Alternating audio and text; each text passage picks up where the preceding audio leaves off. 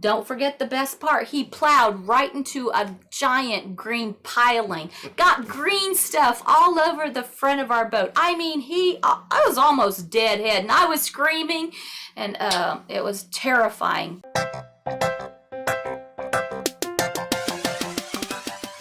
Hi, I'm Sam. And I'm Rev, and we are continuing our journey on the Great Loop. Yes. Aboard the Here's to Us. Yeah, thanks for joining us and tuning in. We went from Big Sound Marina in Parry Sound to our first anchoring in Snug Harbor. Yes. But let us tell you a little bit about the marina there in Big Sound. It was really kind of a neat marina. Mm-hmm. There's a boat works there. There was a cruise ship that came in, and there was a number of seaplanes that were taking off and landing. So that was really kind of that neat. was cool to see. And also a kind of short walk to town, some neat shops. They had a little farmer's market there. And dinner, I guess, at Wellington's. Yeah. And so that was really kind of neat. Yeah.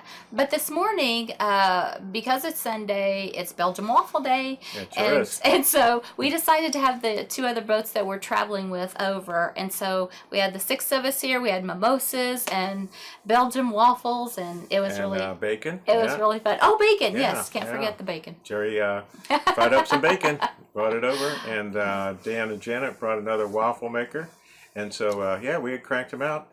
And then we got ready. We were down at 10 o'clock with breakfast. At 11 o'clock, we shipped out because that was checkout time. And it was an absolutely great ride.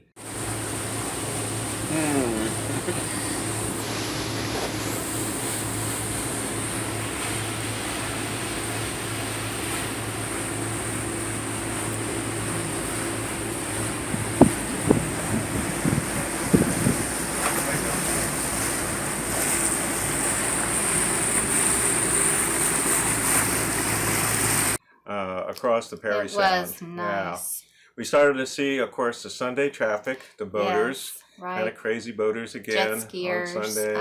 But not as bad as we have seen in the past.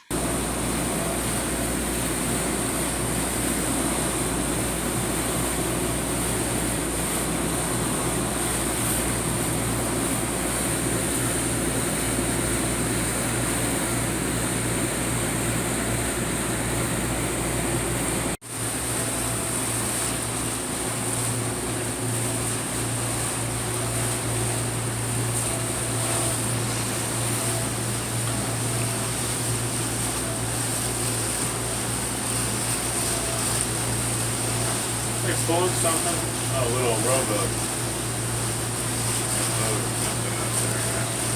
And we have been advised not to take the canoe channel, and I advise if you're going on this route, don't take the canoe channel, go to the south of that island. We heard a boat give a security call, but then we also heard, wow, somebody basically went into the rocks. Happy. Yeah. They were kind of forced into the rocks by somebody else. So we don't know the details. We just heard trouble out there. On Channel 16. But anyway, worked ourselves up into Snug Harbor. And, Snug Harbor. We got into here, and it was our first attempt at anchoring. Yes, and this was something that we have been nervous about doing. If you follow our blog, we keep track of the number of marinas, the times we've docked at a wall, whether it had power or not, and then the number of locks we do. Well, we also wanted to keep track of the times we anchored, and that has been a big fat zero since we started, so anyway, but we have no more. One in that column now, and it was quite the ordeal. The other two boats helped us. One of the guys was a former Coast Guard officer, and so he gave us instructions, and we anchored first, and they helped us, and Rev did an absolute great job. It's harder than I thought it was going to be, and here's why. Okay, my part was easy. Sam was up in the bridge, but I just pushed the pedal, the anchor goes down. We marked our chain every 25 feet. So we did it red, white, and blue, American colors, and then gold. So it was every 25 feet. When we hit gold, we know that's 100 feet. So Sam did the math. we could not find 10 feet because that's really what we wanted to do our first time out. Yeah. But we found 20 feet.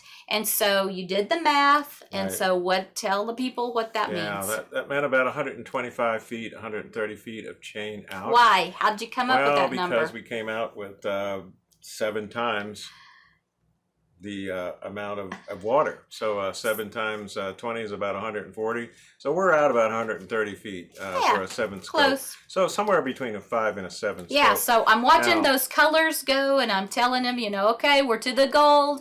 And he goes, come on, we want to see the red. So we did the red, and that went in. And then you were instructed to go reverse, I think. Right, yeah, back it up to see if we could, set. I didn't feel any, the boat jerk or anything like that. So we talked to our friends. They said, bring the anchor up. When we brought it up, it had mud and clay and all over. So I'm sure we would have been fine that first time, don't you think? Yeah, I think so. But anyway, we reset it. Yeah, and we got in there. Now, we probably could have gotten into 10 feet of water, but there were 2 sailboats over there. Right. And just as we got done and the other 2 boats got theirs anchor set, those 2 sailboats moved. So we probably could have been in a little bit shallower water, a little bit more protected. I did not have the strength to go through that again. Yeah. As we're sitting here and in the background, you can kind of see things are changing. We're swinging kind of around. swinging a little bit, but we have an the anchor alarm. Now. Anchor alarm set on our Garmin, and we Bluetooth it. So you will be notified immediately if we go out of the circle. We will scream or something like that. So we now are no longer rookies with that's right. anchoring. Okay, so after I put all the chain down the second time, and I guess did you ever feel the boat set? I didn't. I could see where we weren't drifting back. Yeah, so we do have a bridle. So tell them about putting that on. Yeah, we put the bridle on, so that kind of takes a little bit of, it takes all of the resistance or the, pull off of the windlass. And so that rope kind of helps steady the anchor chain there. Right, so there's a black rope on one cleat. It's wrapped around the second cleat on the top, and then it goes down, hooks onto the anchor itself, or the chain itself.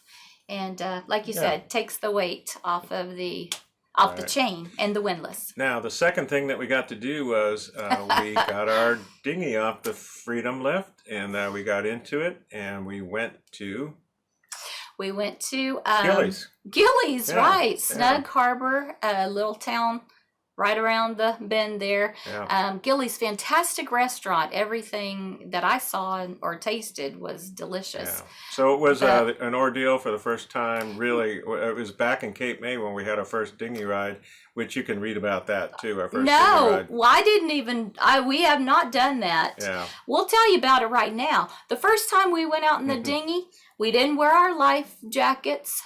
We didn't take the little radio. Didn't have a cell phone? We didn't have a cell phone. We were so excited to get in a dinghy. Yes, we were. All that. So today. And no, don't forget the best part. He plowed right into a giant green piling. Got green stuff all over the front of our boat. I mean, I was almost deadhead, and I was screaming, and it was terrifying. But you did a little better. I guess we're kind of getting used to that. We're getting used to the dinghy, and so we did get it off. We got it untied. We got it out. We got it back, and it's on the back of the boat. Miraculously, so, yes. I'm gonna get a shot of you. Hey, there's our boat. We are out of it, anchored for the very first time. I can't believe we did it. Well, yes, I can.